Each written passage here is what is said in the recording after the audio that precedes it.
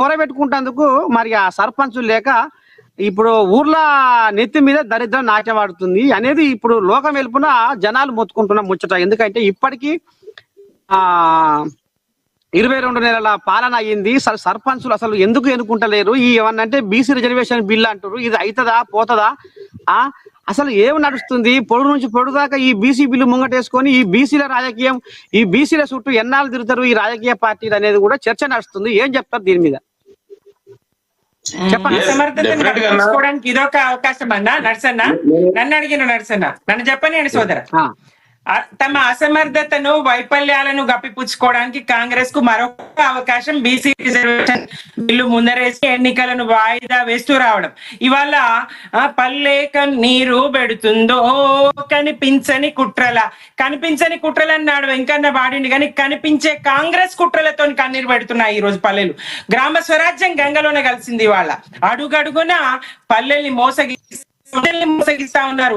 మా కామారెడ్డి డిక్లరేషన్ పేరుతోని డ్రామాలాడి స్వతంత్రం వచ్చిన కాడి నుంచి బీసీలను మోసగిస్తూ, ఇప్పుడు మళ్ళీ మోసగిస్తూ కేసీఆర్ గారు బీసీల కోసం రిజర్వేషన్లు ప్రతిపాదిస్తే బిల్లు చేస్తే అడ్డుకున్నది ఇదే కాంగ్రెస్ పార్టీ సర్పంచులు. స్వప్నారెడ్డి గారు ఇంకొక సర్పంచ్ కాంగ్రెస్ పార్టీ సర్పంచులు అడ్డుకున్నారా అన్నాడు. మరి నాడు ఎన్నికలకు ఆలస్యం కాకుండా ఉండాలని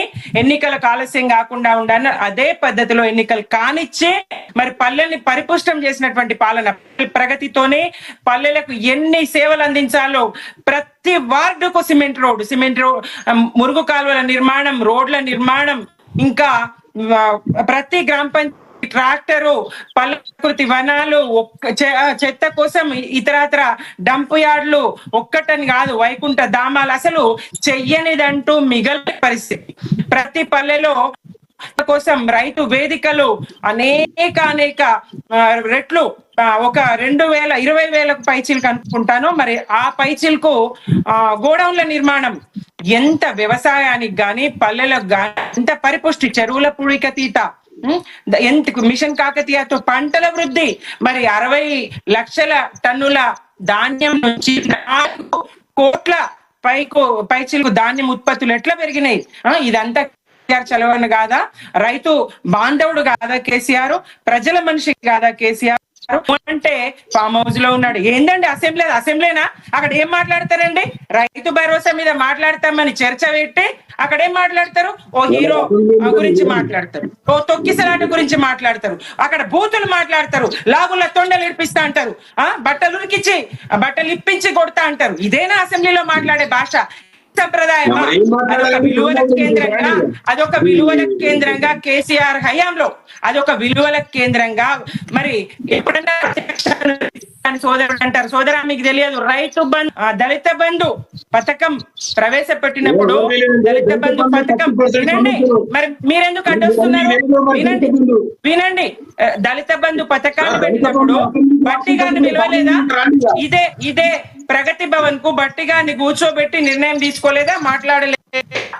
ఎక్కడండి? ప్రతిపక్షాన్ని చక్కగా ఇంటికి పిలిచి, భోజనానికి పిలిచి, మర్యాద ఇచ్చి గౌరవించి పెద్దలు జానారెడ్డి గారని బట్టి గారని అందరినీ, ప్రతిపక్ష నాయకులందరినీ గౌరవించిన సంస్కృతి సంప్రదాయం కేసీఆర్ గారిది. 100 సార్లు కాదు 1000 సార్లు చెప్తా. రైతు బిడ్డ, వ్యవసాయం చేస్తే ఆయన హాబీ, అక్కడ ఉంటాడు, ప్రజల కోసం ఉంటాడు, ప్రజలతో మాట్లాడతాడు. ఏమంతా మాట్లాడుతున్నాడు.